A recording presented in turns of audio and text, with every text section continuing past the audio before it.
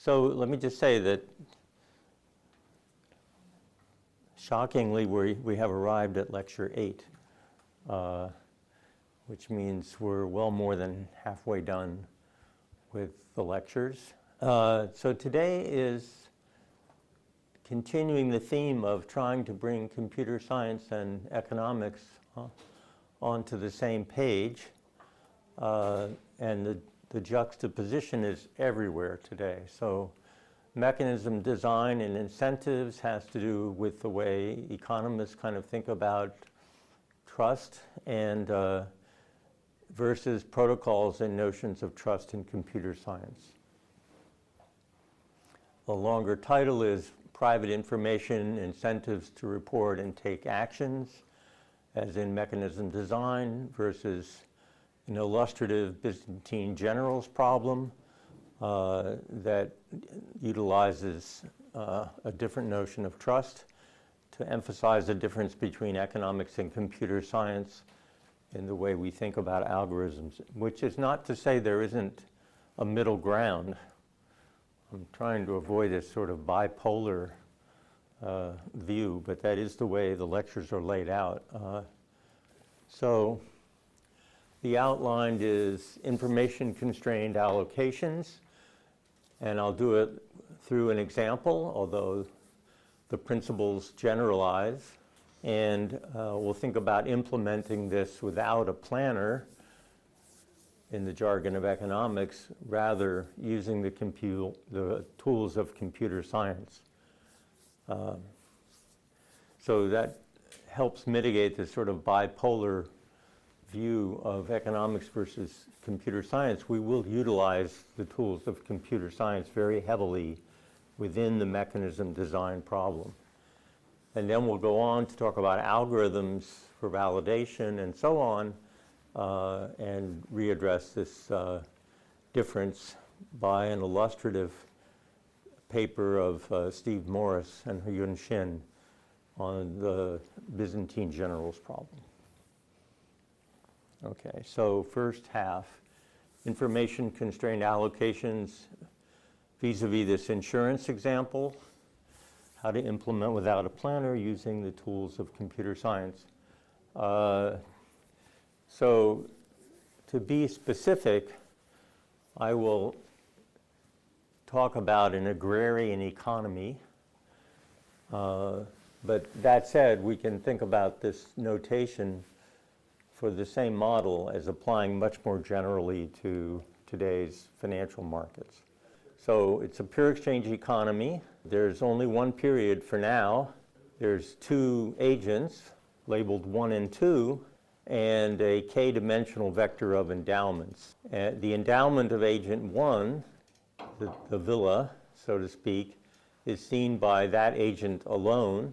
So shocks are private to the agent, and we can parameterize this endowment, which is E1 for agent 1, and E is endowment, as a function of epsilon by simpler notation where theta is this parameter theta, taking realizations in some larger set with probabilities p of theta.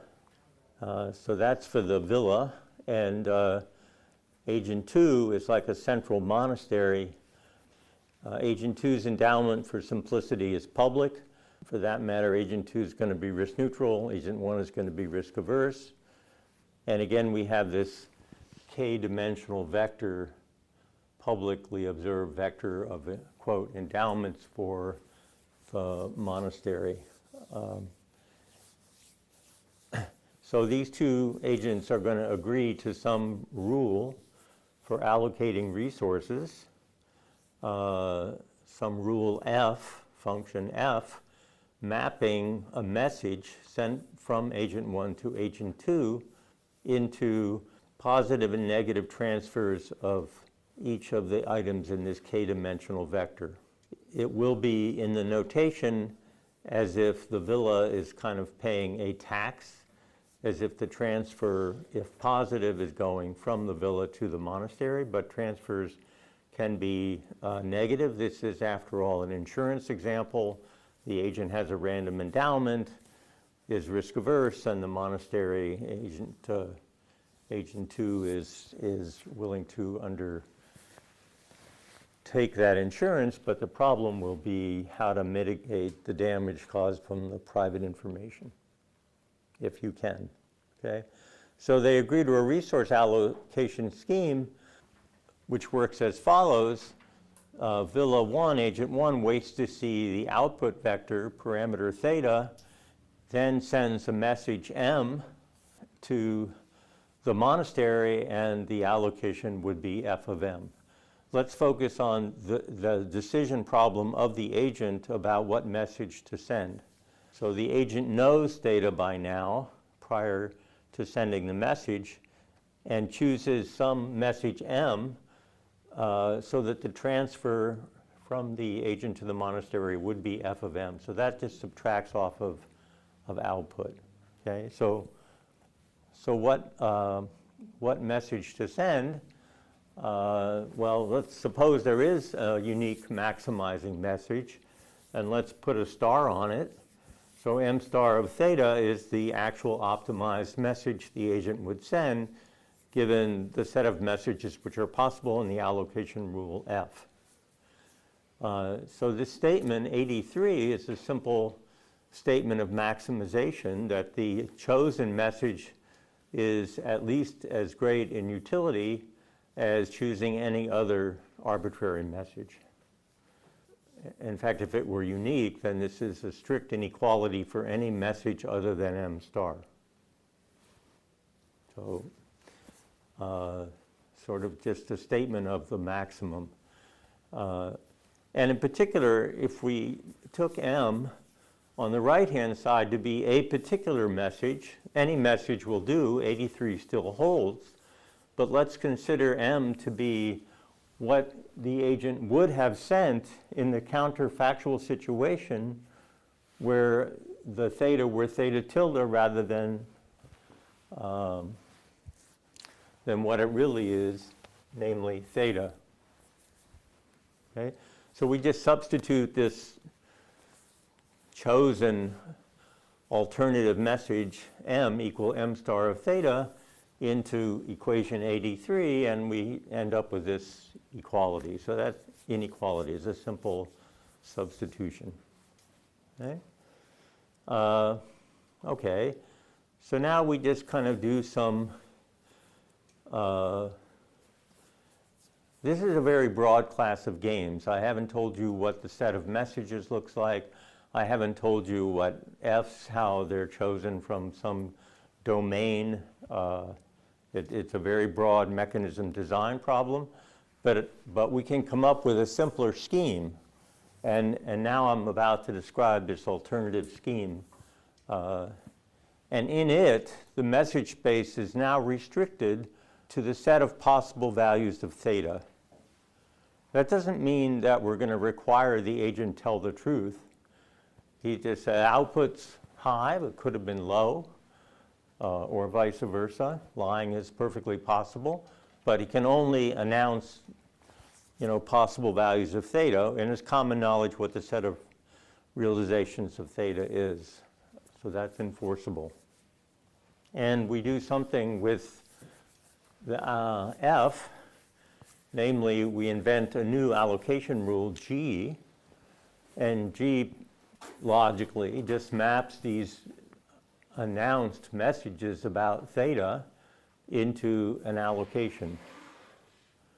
Okay, so here we're doing it for this maximizing message the agent would have sent if his parameter were theta tilde,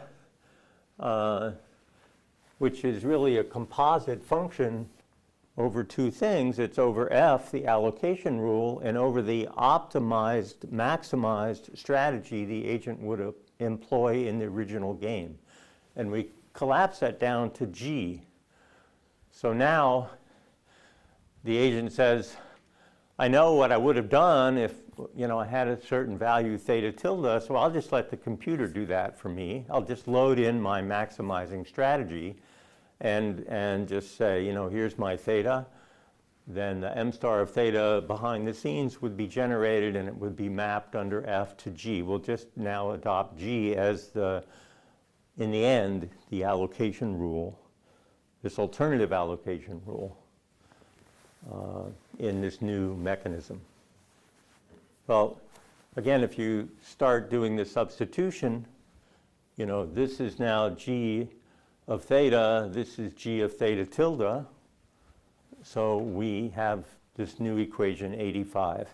And so 85 just simply says, if the parameter value were theta and you said so, that would dominate weakly in utility terms, having theta and announcing something else, theta tilde. So this looks like a truth-telling constraint, but that's really a very treacherous way to put it, because we're not requiring truth-telling, we're inducing truth-telling without loss of generality as a way to represent the outcome in a game where there's private information.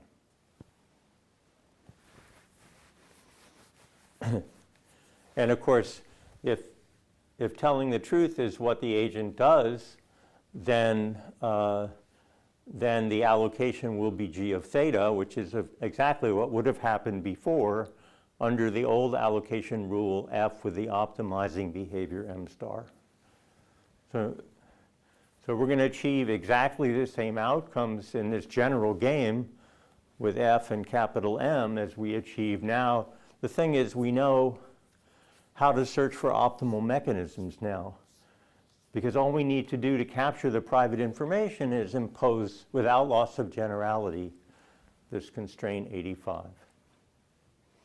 Okay.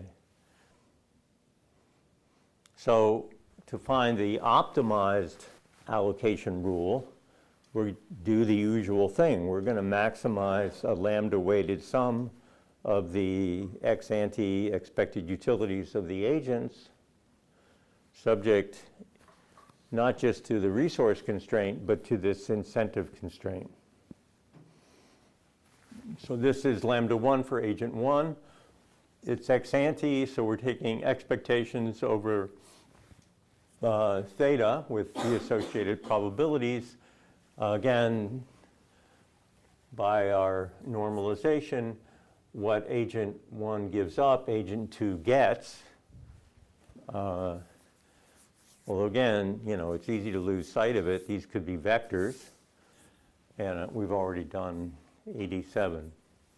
So the various possible ways to implement this, you can think of the agent as sending a message. You can think of them agreeing ex ante to a list of possible transfers that solve this problem for each and every theta.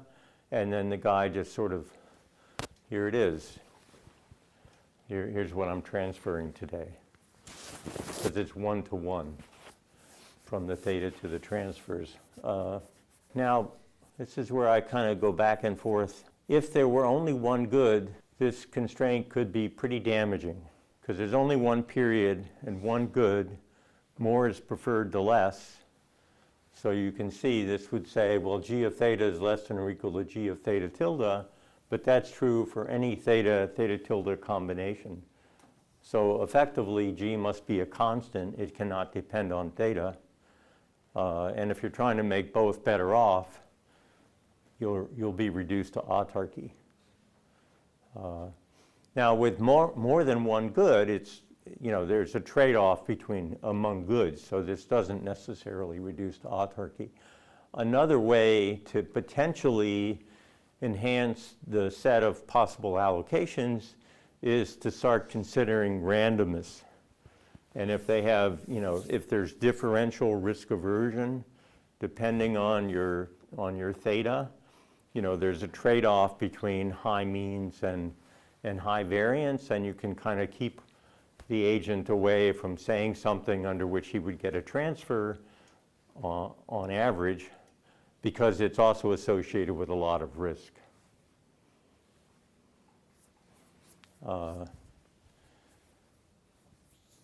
So in general, we'll revert to these lotteries. Instead of saying you say theta and you get a transfer, it's going to be you say theta and you get a transfer with a certain probability, pi.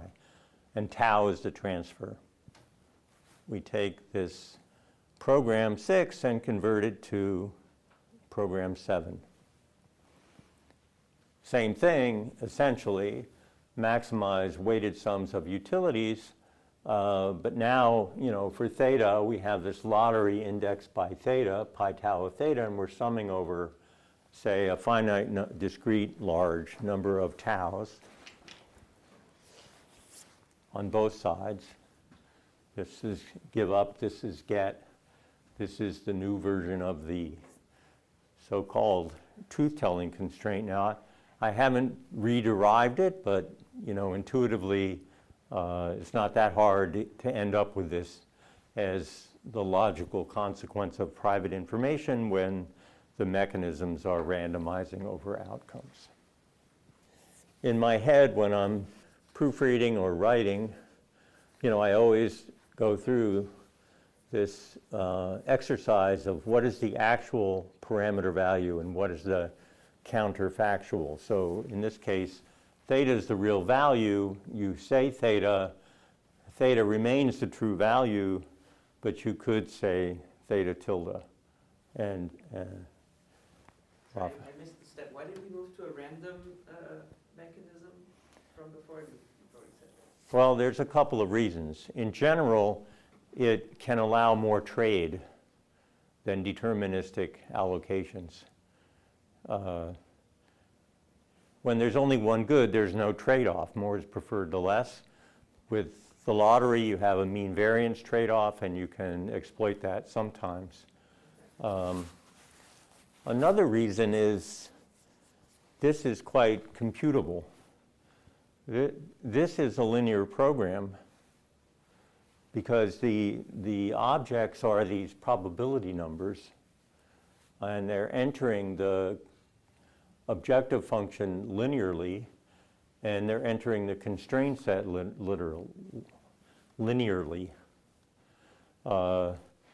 We're so used to thinking of choosing tau within the utility function. Now with the lotteries, we're choosing the weights on that outcome.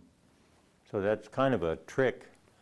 But it does mean when we're stalled out and we can't characterize the solution as well as we might like to do analytically, we can resort to linear code to compute these information-constrained optimal allocations.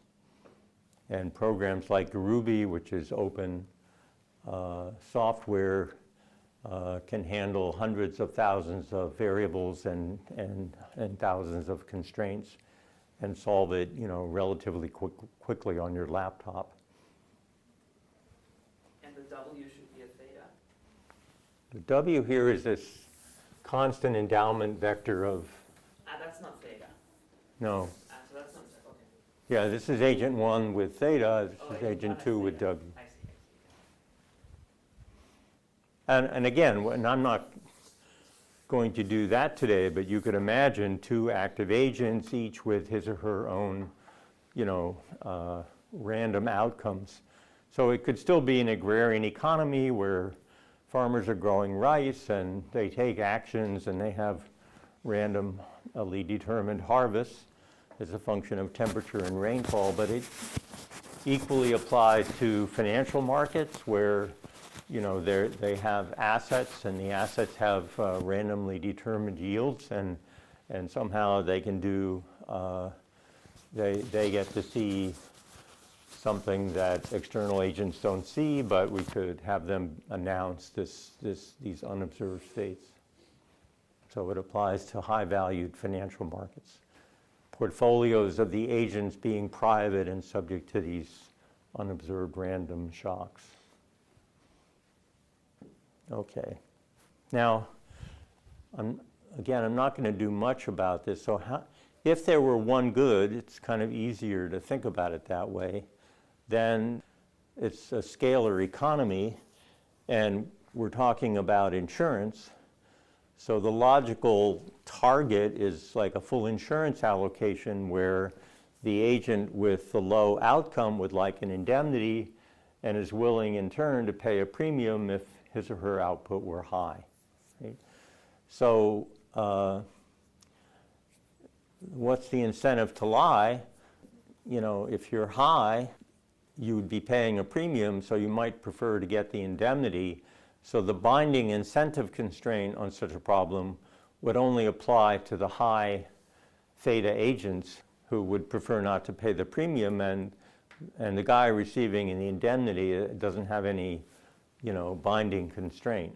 I mention that because in general, you could imagine enhancing the mechanism to allow pre-transfer displays.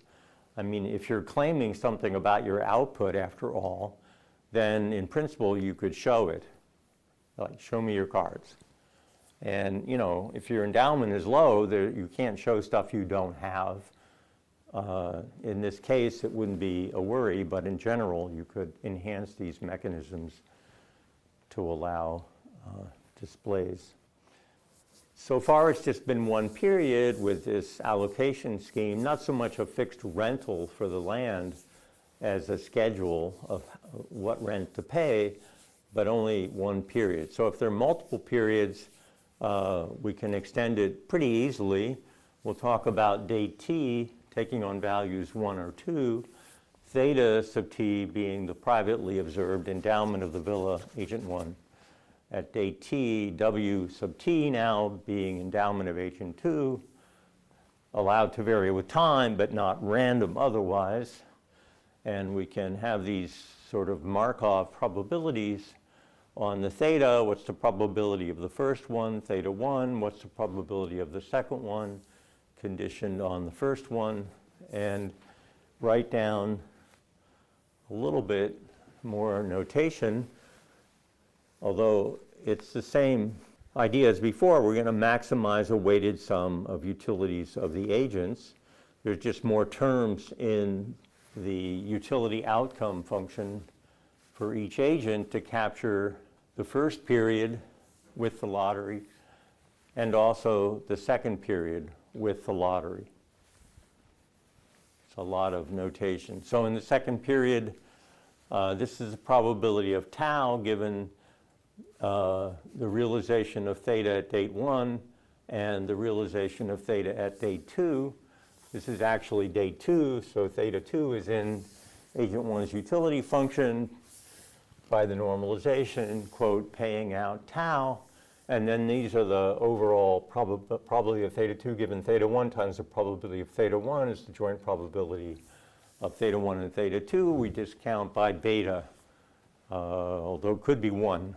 No harm done for agent 1, and this is this longer expression for agent 2. Now, if there's anything interesting in this slightly enhanced model, is this guy here, that we've now put a theta 1 into the allocation rule at date 2. And that's going to be very helpful to allow some gains to trade. But before I get into that, really the proof of it has to do with these incentive constraints, right? So it's like a dynamic program. The world ends at date 2. So let's figure out what's happening. Somehow theta tilde 1 was announced. Just take it as a given, whatever it was, truth or a lie. It's indexing the allocation rule. So now the agent, remember my routine here, theta 2 is the actual. You could say the actual. It's still the actual, but you could lie about it and say theta tilde 2. So this ensures you'll weakly tell the truth when the parameter value, and this is true for all possible histories theta tilde 1 and all possible theta 2s. It says it in the text, but it would be better to write that out explicitly just to remember. It's not just one constraint, it's a whole family of constraints. And what happens at date 1? Well, with this, you're sure the agent will, quote, tell the truth in the second period. So now let's take that as a given. The incentive constraint for date 1 takes as given that when you have theta 2, you will say theta 2. That's inherited from 96. What this is running over is the possible lie about the parameter at date 1. Theta 1 is the actual value, and you should say so, rather than theta 1 being the actual value and the villa saying theta tilde 1. So this is the pair of these constraints families is going to ensure you'll tell the truth in both dates. Okay, so what happens if there are no incentive constraints? You know, then we're looking at the usual risk sharing problem. You know, agent 1 risk averse, agent 2 risk neutral. We know which way the insurance should flow. Not only that, we know from the risk sharing problem that it decomposes into essentially a static problem. You just take the level of community resources, pool them together, and implement the optimized risk sharing rule. The amount there can vary, but the rule does not vary. And so even though with all these dates and states and everything else, we, without additional constraints, got a essentially static risk sharing rule. Will that work here? No, because of the private information. Again, if there's only one good, the agent would always claim theta to be low to get the indemnity. And you know, it's not rocket science. Agent 2, the monastery knows that, so you know, they could not possibly be trading anything. So full risk sharing is not feasible.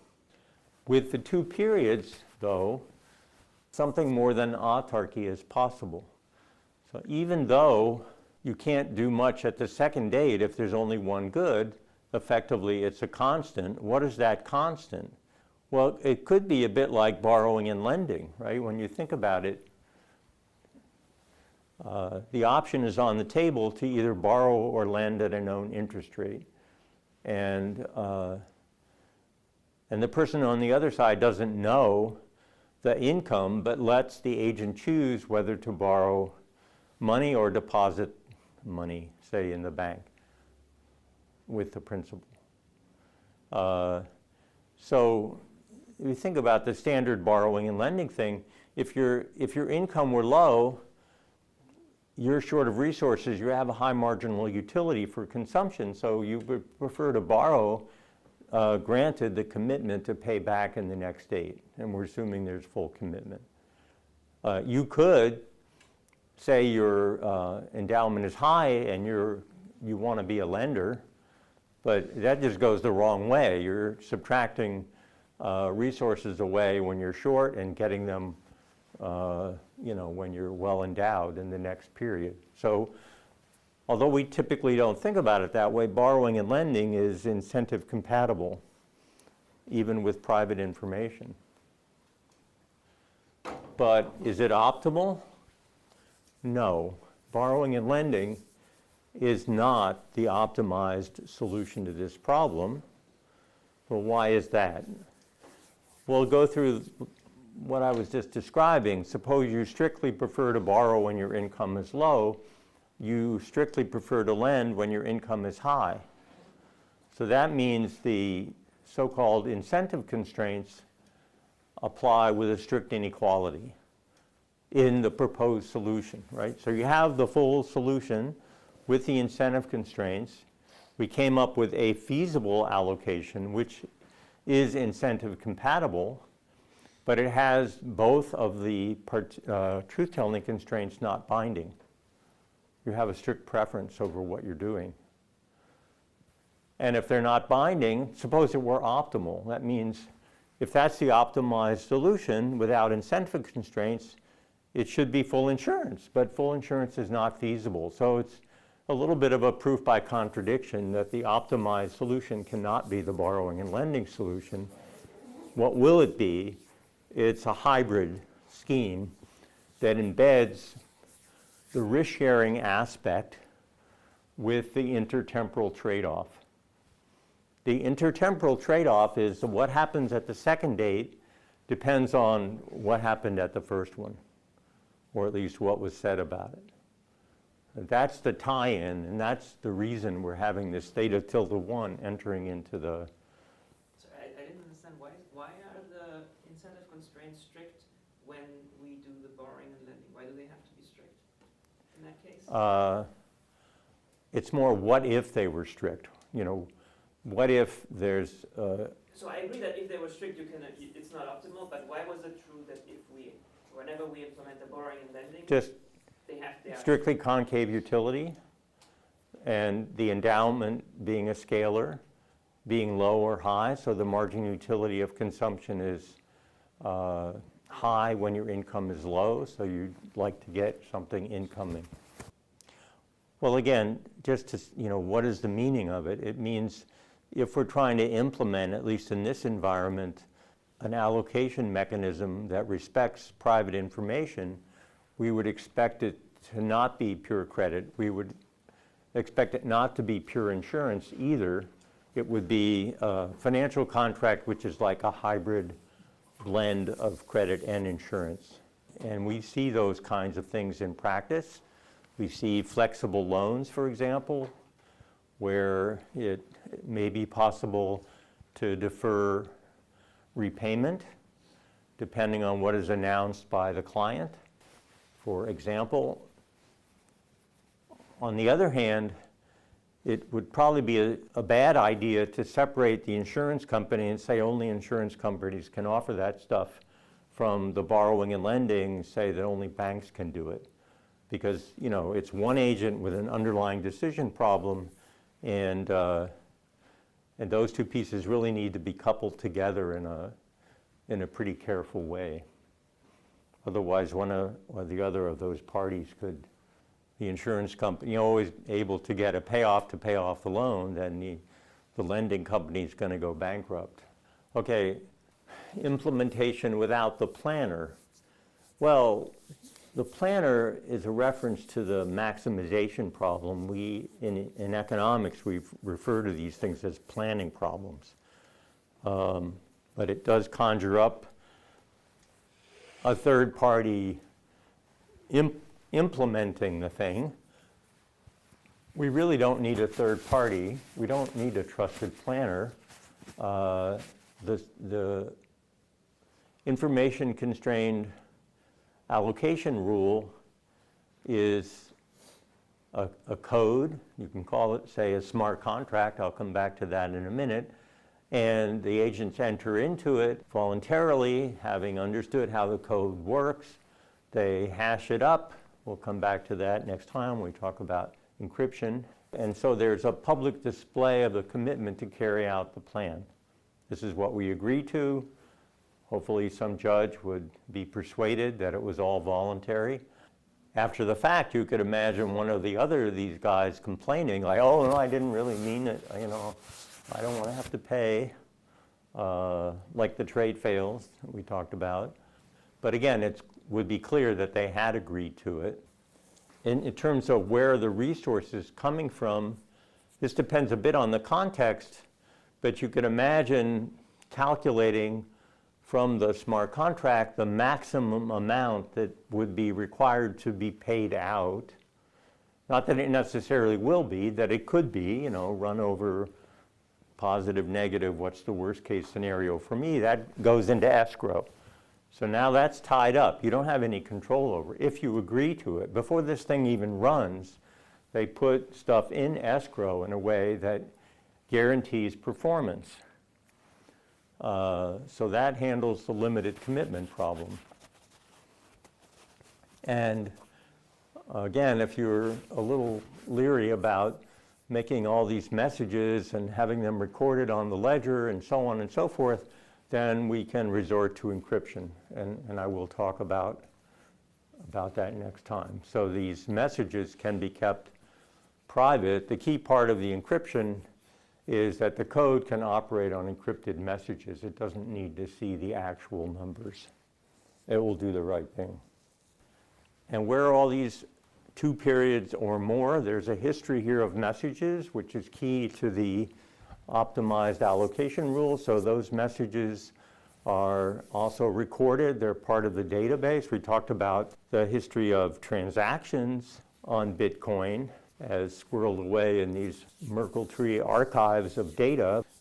In this case, you would also want to be storing the history of messages securely with the hashes and so on. Okay. And finally, a bit about layer 1 and layer 2.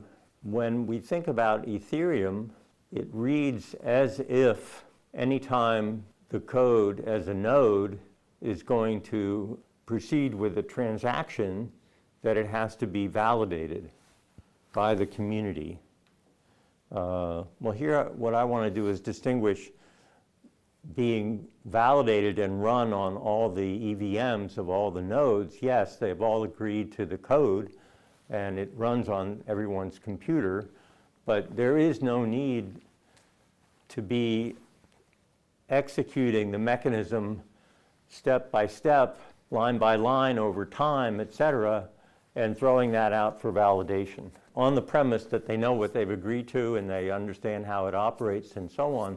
So you end up with diagrams like this where the smart contract is here and these agents, in this case 2 of them, sending messages from the permitted message spaces about underlying unobserved objects that enter into the smart contract. The smart contract is, for example, the one we derived just now in that economy, and the messages lead to obligations to transfer or receive money. So we need the ledgers. This one got deleted. Here's the ledger. There's the balance sheet up there. So they all have their balance sheets on Ethereum, and at the end, when the mechanism is executed, they're making transfers across the balances consistent with the smart contract. This is called layer 2 because, again, I'm repeating myself, it's not all being done in real time on Ethereum with Ether being used up for the validation. This is kind of an amusing typo, actually worse because it was deliberate on my part. This should say off-chain in the pink, and below it in the black and white should be on-chain. The chain referring to the ledgers and the blockchain, whereas the contract is sort of external, being run effectively without the validation. And I just assumed that the center of the earth was the smart contract, so it should be on-chain, but that's not the right nomenclature for this problem. Okay. All right. So let's come to protocols and notions of trust. First, a look at the validation algorithms in Ethereum and Bitcoin and others, and then finally a tension between following a protocol, as in computer science, versus incentives in the mechanism design problem. So for alternative protocols, we have mentioned Bitcoin, and we will come back to Bitcoin again next time. Bitcoin uses up electricity, and it's not fast either. Why? Essentially the idea is that whoever solves the cryptographic puzzle the first is the one to, quote, validate the batch of transactions that's up for validation. But it's kind of random who's going to solve it first, because you can only solve it with trial and error. So most people are honest. So what are the odds that a randomly chosen validator will be one of the nefarious, evil nodes? So that's kind of the intuitive logic of the Bitcoin validation, but it is, using computers, as you all know, to solve these puzzles. There are other algorithms that are faster and less costly. So we have proof of work is the way people refer to Bitcoin.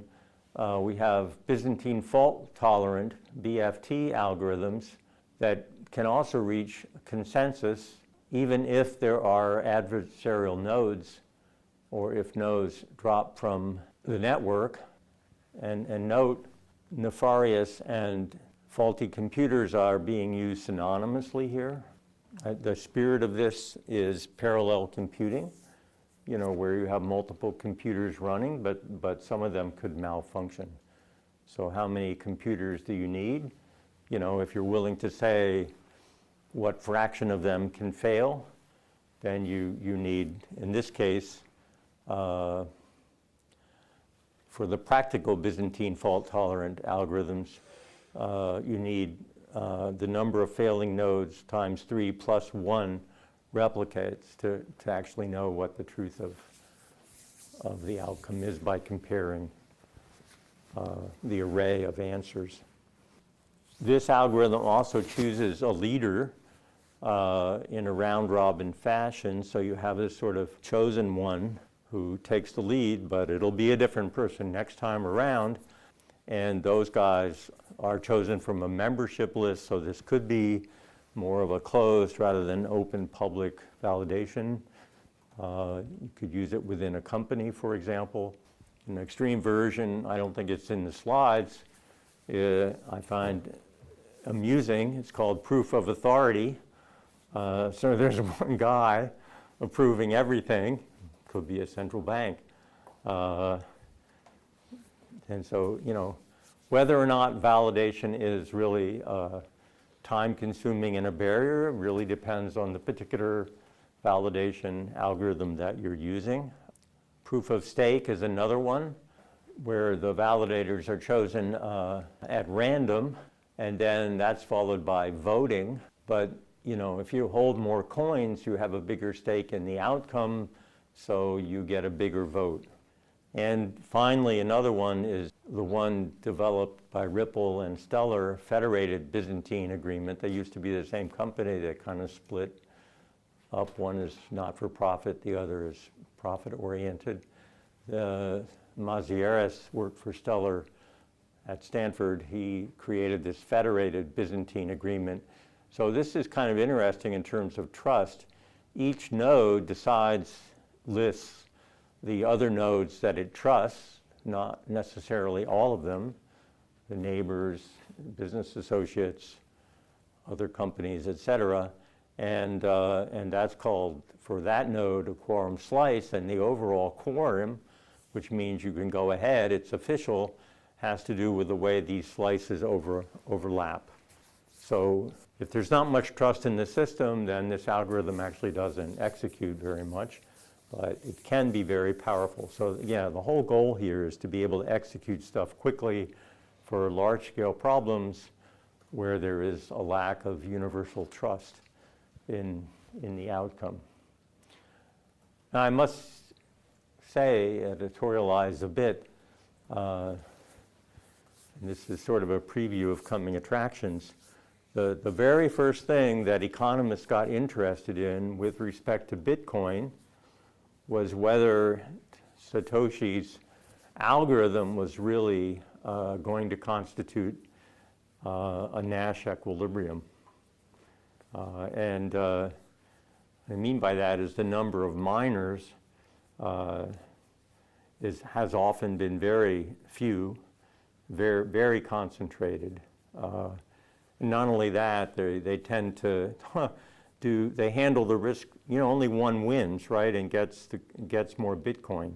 So they've entered into syndicates that pool the risk so they can share the rewards. But, you know, like Adam Smith said, when two or more are gathered together, you know, beware of the outcome. So I'm just picking up a bit on this tension, right? Economists naturally got involved in the incentives associated with the validation algorithm, not necessarily to just critique it, but potentially to make it more robust. I mean, that said, to my knowledge, the Bitcoin algorithm has never failed. Even though, well, let me take that back. There is, none of this is on the slides, there is this notion that you can prioritize validation, essentially pay value to a validator to prioritize the block that you're submitting. And again, you could imagine that might not be the best idea.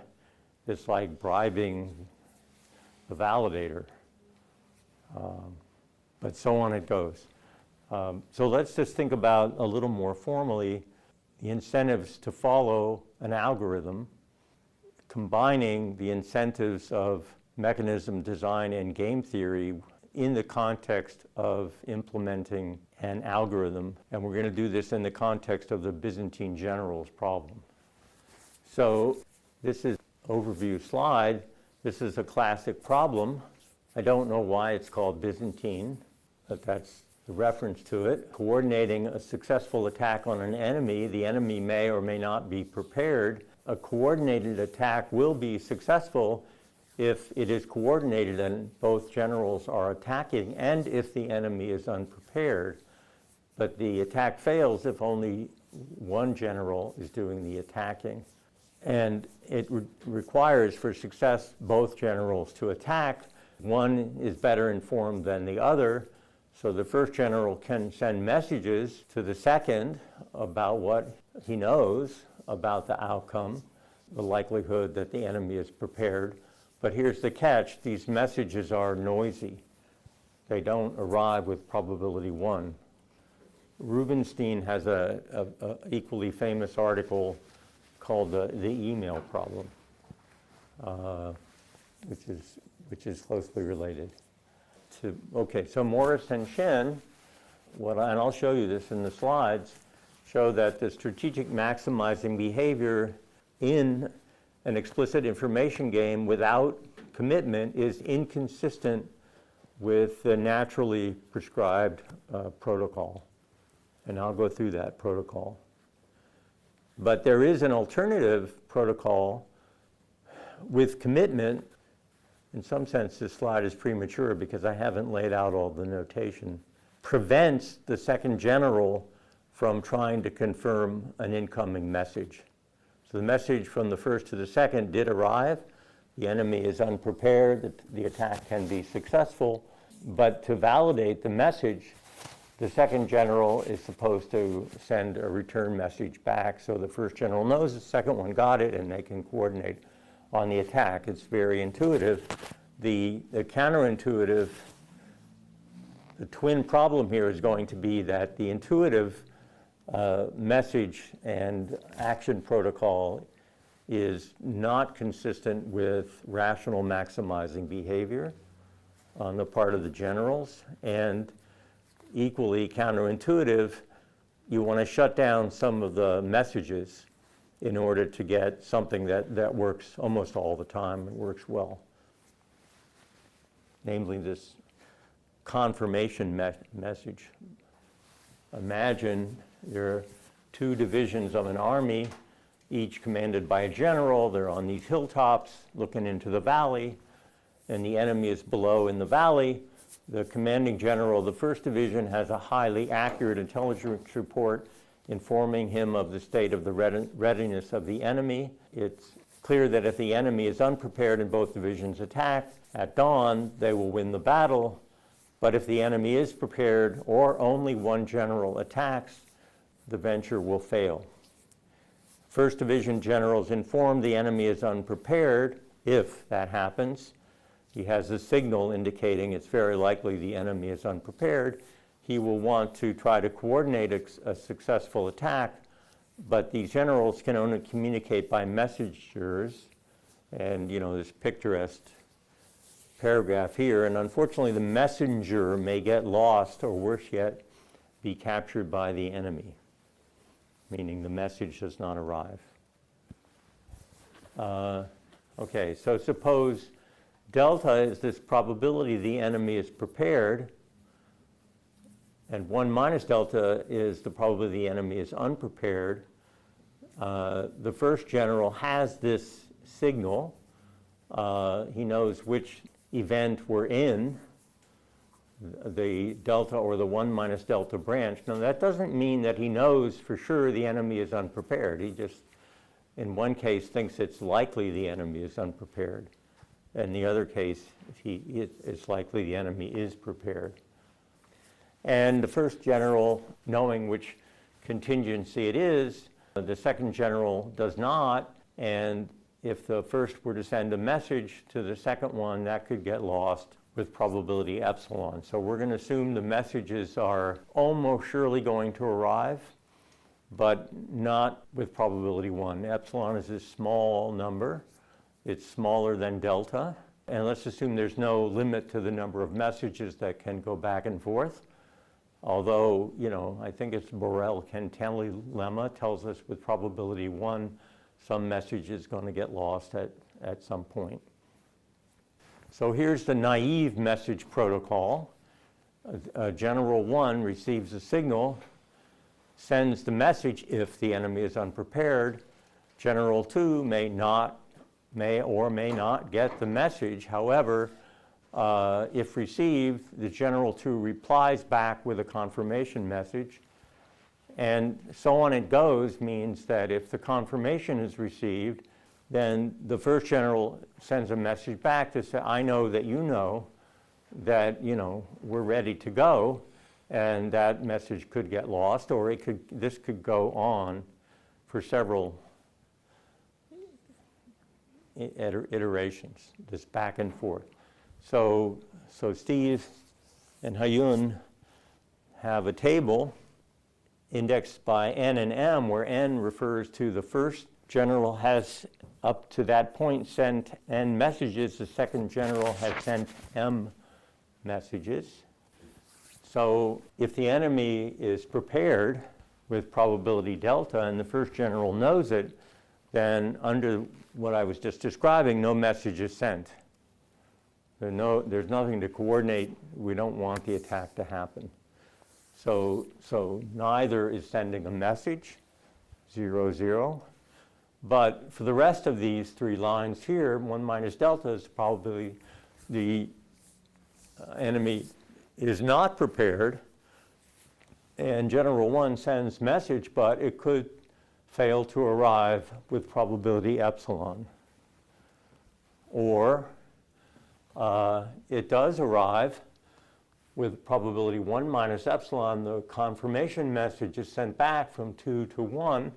So in this case, they both sent a message. And that happens with this probability. Hopefully you're getting the idea here. Now the confirm message, but that could get lost. The 1 minus epsilon squared, refers to all the successfully transmitted and received messages up to a certain point, and then the epsilon refers to a potential point of failure. So let's suppose that attacking when the enemy is prepared is kind of a disaster, a large negative number, m minus m, and that they both have a payoff of 0 if they're not attacking. And they have a payoff of 1 if the attack is successful. So they are, after all, just brigades in a common army, and the social objective here is to defeat the enemy. So they both lose minus m if the attack fails. For whatever reason, they both lose. I'll come back to that slight modification momentarily. So the theorem is, if the communication system is sufficiently reliable, then the optimal action profile I'm about to tell you has a coordinated attack happening almost always when the enemy is unprepared. So it has very, very good characteristics. There's a lot of ifs in this statement. And if the communication means epsilon is small, and what is this optimal action profile? So the optimal action profile uses the naive communication protocol of this back and forth messaging system, would have the first general attacking, this is the action, whenever the enemy is unprepared, even if he has not received a confirmation message from the second general. And as for the action of the second general, he attacks even if he received only one message from the first general. He doesn't wait for any reconfirmation of his own message back to the first one to arrive back to him. So in this case, the coordinated attack does occur with overall probability associated with the enemy being unprepared and that this message from the first to the second general arrives. Remember, the action of the second general here, he attacks when he has received the message from the first division general, even if the first guy is attacking, the second needs the message from the first one. So this sort of footnote, as it were, in Morris and Shin's paper is a simple proof. The optimal action protocol is what I read out just now. And this is a bit tedious, but what the overview of it is considering two nearby strategies. One, the first division general attacks whenever the enemy is unprepared, and the second general attacks always, and these would be the payoffs because the enemy could be prepared, in which case they both suffer -m, but by chance the enemy is not prepared and they're both attacking, so that's a payoff. You do a little more algebra on that. The next line is what we claim, namely the first general attacks whenever the enemy is prepared, sends a message to the second division general attacks if he has received that one message, and that has this expected payoff. The third neighbor on the other side is each general attacks if he's received at least one message, which means that the first general has to get a confirmation back from the second one. And again, you're just multiplying probabilities by outcomes. So I've reconfirmed this umpteen times, but I'll resist the temptation. I even wrote out more explicitly the algebra underlying the third strategy. So it turns out when epsilon is small and m is large, the second strategy, dominates the near neighbors, and it will dominate every other possible strategy that you could come up with. So it kind of gets us what we want. But the remaining difficulty is this optimal action protocol is sensitive to strategic concerns. It works as long as the generals follow it. Now you can see the spirit of this. We already went through these validation protocols for the blockchains, right? And it's assumed that people will follow those protocols. So here the analogy is the generals are going to follow this optimal action protocol. Maybe, but would they want to? Is it in their self-interest? It's a cute line here. Perhaps battle orders instruct them to follow the protocol, and generals always follow battle orders. But anyway, suppose the first division general knows the enemy is unprepared, sends a message to the second, but does not receive a confirmation. Then he believes with a certain probability that his own message never got there. And since it didn't under the optimal action profile, the second general is not attacking. Now, where is this number coming from?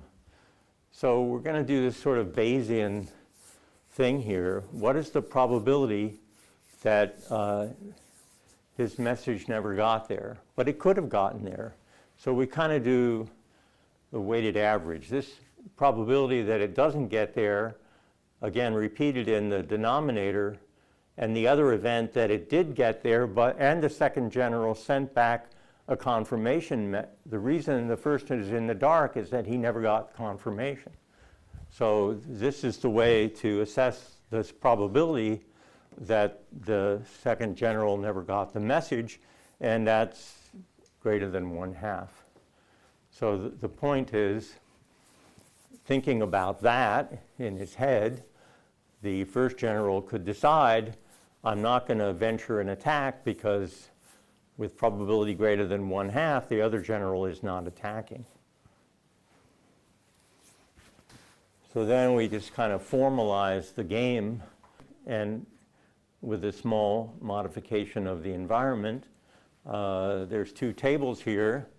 This is the payoff structure if the enemy is prepared.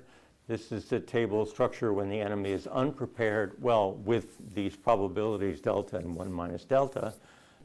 And then there's two-player game here with two actions each, to attack or not attack. If they both attack and the enemy is prepared, they both get minus m if the enemy is prepared, or minus m for the general that's attacking and 0 for the other one that is not. That's the difference.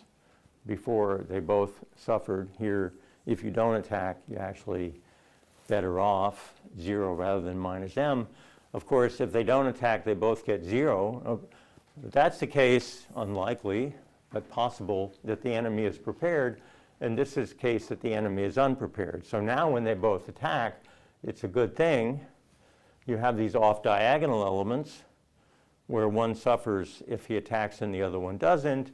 And again, if they both don't attack, then you get this neutral 0-0 outcome. Okay, so in this strategic, meaning they've got stuff going on in their head and deciding whether or not to do these actions, in the strategic coordinated attack problem with the naive communication protocol, it turns out both generals never attack if the communication system is sufficiently reliable. So this is a disaster. It is a surprising conclusion if you're not familiar with global games, in the sense that epsilon can be very, very small, so almost surely these messages are arriving. There's a relatively big gain of coordinating a successful attack, a small chance that it will go wrong. And nevertheless, when they're sending these messages back and forth and thinking about what is the likelihood of the other player being in a certain situation or not, the probability, well, we'll look at this line here. Suppose the second general never receives a message. The second believes that the enemy is prepared, delta, but it could be the enemy is not prepared, so the overall probability is delta, the enemy is unprepared, with 1 minus delta, the enemy is prepared, and this second general in question here never got the message. So this number is, again, greater than 1/2. So if the second general could feel that way, not receiving the message, whatever the first general is doing, the second guy isn't going to attack. And then knowing that, the first general likely would be confused about the reason he wasn't receiving the message from the second one. It's the same, the algebra changes to protect the innocent, but it's the same message every time here.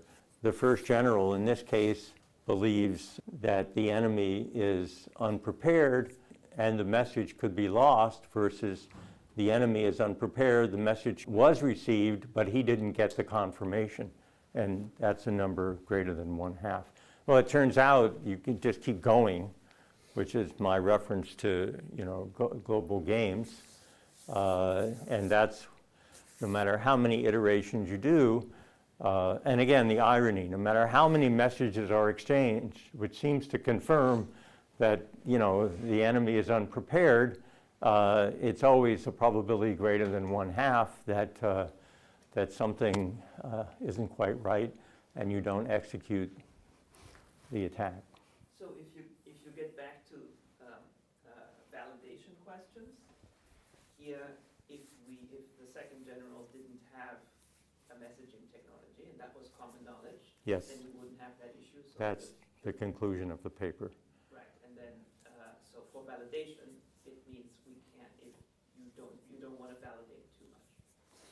In this case, right, either you don't give the guy the ability to respond, like a one-way microphone or something, or if he has it, then you need some other commitment to prevent him from sending a confirmation message. Because if the first general gets it in his head that despite the agreement, the guy is going to play it safe and send me a message, then he goes through this deep think. And so with commitment to not respond to a message, or better yet, in the technology to never get the message, that works. That does. But anyway, so the main message here is we need to consider the incentives to follow a protocol. You can't just announce a protocol with good characteristics and necessarily assume that the validators are going to follow it.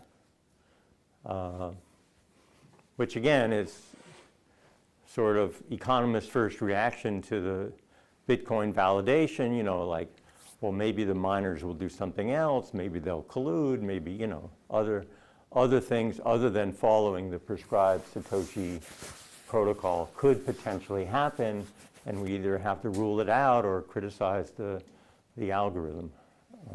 So that, in mechanism design language, we have the information protocols, simple or otherwise, is one aspect to it. We have the sort of mechanism design aspect, which is relying on messages to implement allocation rules.